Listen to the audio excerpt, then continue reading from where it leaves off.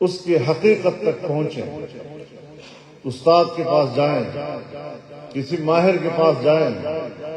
ان سے عقلی وجوہ معلوم کریں اور اطمینان حاصل کریں۔ لیکن اگر ناکام ہو گئے، آپ کی عقلی رسائی وہاں تک نہ ہو سکی، تو پھر آپ کو اس وحی پر ایمان لا کر اس کی پیروی کریں۔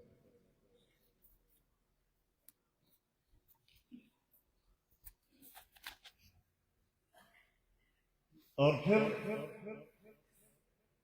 کتاب الوحی میں جو پہلا باب آپ لائے ہیں، پہلی حدیث جو آپ لائے ہیں کہ رسول اللہ صلی اللہ علیہ وسلم نے فرمایا انما الاعمال بالنیات وانما لامرئ ما نوى فمن كانت هجرته الى الله ورسوله فهجرته الى الله ورسوله ومن كانت هجرته الى دنيا يصيبها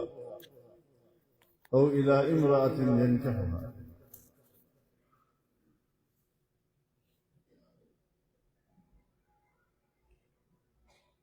اعمال کا دار و مدار نیت پر ہے، یعنی نیت سے اس میں وزن پیدا ہوتا ہے۔ جتنی آپ کی نیت خالص ہے اتنا ہی آپ کا عمل اور قول وزنی ہے، اور جتنا جتنا آپ کے اخلاص میں کمی آتی ہے اتنا ہی اس کا وزن بھی گھٹتا رہتا ہے۔ تو ابتدا میں تو آپ کو اس طرف متوجہ کیا کہ آپ کا تعلق چونکہ تحصیل علم سے ہے، علم حاصل کرنے کے لیے آپ نے گھر بار چھوڑا ہے، وطن چھوڑا ہے، گھر کی لذتیں چھوڑی ہیں، تو یہاں پر بھی ضروری ہے کہ پہلے آپ کی نیت صاف ہو کہ میں خالص اللہ کے راستے میں نکل کر اور اللہ کے دیے ہوئے دین کو سمجھنا چاہتا ہوں۔ تو ان مدارس کے اندر وحی کے علوم کی حفاظت ہوتی ہے، اور دنیا کی نظریں ان مدارس کی طرف ہیں کہ کسی طریقے سے امت کو ہم وحی کی رہنمائی سے محروم کریں۔ اب چاہے اس طرح مغرب سوچتا ہو، چاہے اس طرح ہمارے سیاہ و سفید کے مالک سوچتے ہوں، چاہے اس طریقے سے ہماری بیوروکریسی سوچتی ہو، چاہے ہمارا پارلیمنٹ سوچتا ہو، چاہے ہمارے حکمران سوچتے ہوں، اور جتنے بھی خوشنما الفاظ کے ساتھ، بڑے معصوم جملوں کے ساتھ کہ ہم تو ان کو قومی دھارے میں لانا چاہتے ہیں، ہم تو سوچتے ہیں کہ یہ بھی دنیوی علوم حاصل کرے تاکہ یہ بھی روزگار کمائیں۔ بھئی تمہارے اپنے کالج اور یونیورسٹیوں سے فارغ گریجویٹس، ان کو آج تک تم روزگار نہیں دے سکے، اور دیے ہوئے روزگار ان سے چھین رہے ہو، اور ہماری اتنی فکر لگی ہوئی ہے تمہیں کہ ہم جو یہاں ان مدارس میں علوم وحی کی حفاظت کے لیے دن رات اساتذہ لگے ہوتے ہیں، اس سارے سلسلے کو ترک کر۔ یہی وجہ ہے کہ علماء نے اس دباؤ کو قبول نہیں کیا۔ علم کے اندر تقسیم یہ بھی تو انگریز لایا ہے۔ جب سب سے پہلا مدرسہ 1857 کے بعد علی گڑھ میں قائم کیا تو اس کے نصاب سے قرآن نکالا، اس کے نصاب سے حدیث نکالا، اس کے نصاب سے فقہ نکالا،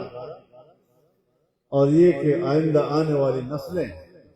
وہ اپنے آپ کو محض مسلمان تو کہہ سکیں گے، لیکن وہ اپنے دین کے علوم سے اور وحی کے علوم سے نواقف ہیں۔ تو علماء کرام نے پھر یہ ذمہ لیا اور ایک طالب علم اور ایک استاد سے اس کا آغاز کیا، اور جس چیز کا آغاز اخلاص نیت سے ہوا تھا تو یہ مثال بن گیا لمسجد اسس علی التقوى من اول یوم ان تقوم فیہ۔ اس کی برکت ہے کہ آج ہمارے مدرسے اور جامعات آباد ہیں، طلباء بھی ذوق در ذوق اس میں اضافہ ہوتا ہے، جتنا وہ ہمیں کم کرنے کی کوشش کرتے ہیں اتنا ہی اس میں اضافہ ہوتا چلا جا رہا ہے۔ تو یہ اللہ والا کام ہے اور اللہ ہی کی تائید کے ساتھ مزید بڑھ رہا ہے، دنیا کی کوئی طاقت اس کا راستہ نہیں روک سکتی۔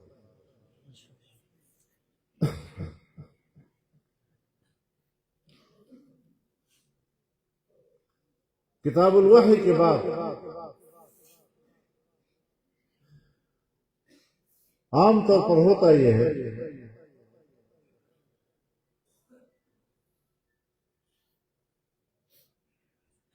کہ عبادات کی بحث شروع ہو جاتی ہے، اعمال کی بحث شروع ہو جاتی ہے، پھر کتاب الطہارت شروع ہو جاتی ہے، پھر کتاب الصلاۃ شروع ہو جاتا ہے، پھر کتاب الصوم شروع ہو جاتا ہے۔ لیکن امام بخاری نے کتاب الایمان لیا،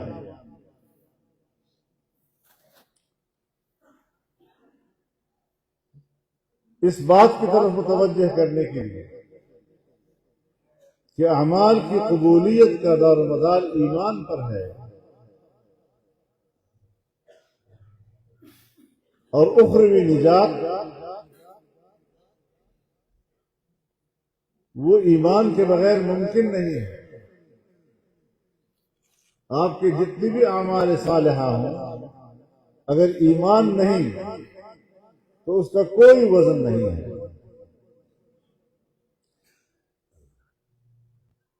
اور علامہ قسطلانی تو یہاں تک فرماتے ہیں کہ کتاب الوحی بمنزلہ مقدمہ کے ہے،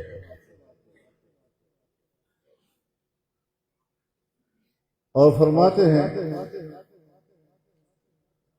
وَلَمَّا فَرَغَ الْمُؤَلِّفُ من كتاب الوحي الذي هو كالمقدمة لهذا الكتاب الجامع شرع ذكر المقاصد الدينية، وہ پوری کتاب الوحی کو مقدمے کا درجہ دیتا ہے، اور پھر کہتے ہیں کہ ابتدا کتاب الایمان سے ہوئی، تو ابتدا بھی کتاب الایمان سے اور اختتام بھی کتاب التوحید پر، پہلے بھی عقائد کا بیان اور آخر میں بھی عقائد کا بیان۔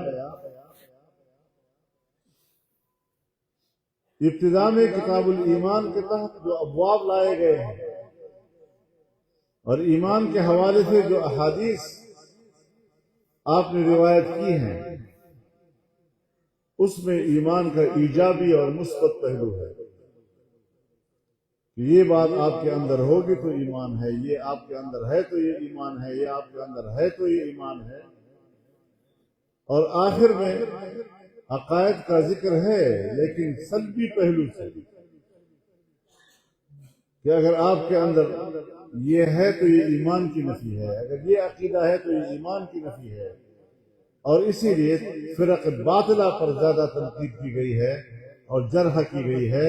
کہیں معتزلہ پر، کہیں جہمیہ پر، کبھی کس پر کبھی کس پر۔ اور اس طریقے سے آپ نے ابتدا میں بھی لوگوں کو ایمان کی اہمیت سے واقف کیا اور آخر میں بھی آپ نے عقائد ایمان کے حوالے سے تعلیم مناسب کی۔ کتاب التوحید کے تحت 58 ابواب ہیں، اور یہ آخری باب ہے، باب قول اللہ تعالی وَنَضَعُ الْمَوَازِينَ الْقِسْطَ لِيَوْمِ الْقِيَامَةِ۔ لیکن کتاب الایمان کے بعد بھی آپ نے نہ کتاب الطہارت شروع کی، نہ کتاب الصلاۃ، نہ کتاب الصوم. کتاب الایمان کے بعد آپ کتاب العلم میں آئے کہ بہرحال وہ اعمال ہیں، اور جب تک دین پر عمل کرنے کے لیے آپ کے پاس اس کا علم موجود نہ ہو تو عمل کیسے کرو گے؟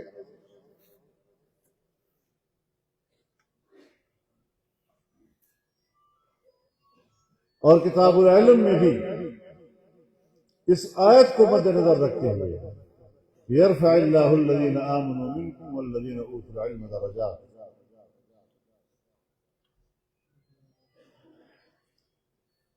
جو لوگ ایمان لائے اور جن کو علم عطا کیا گیا اس کو بلند درجے دیے گئے کہ شان کو بڑھا دیا گیا. تو چونکہ علم سے ایمان کے بعد پھر علم ہے، اور دونوں بلندی درجات کا سبب اور ذریعہ بنتے ہیں عند اللہ، اس ترتیب کے ساتھ کتاب الایمان کے بعد پھر کتاب العلم ہے.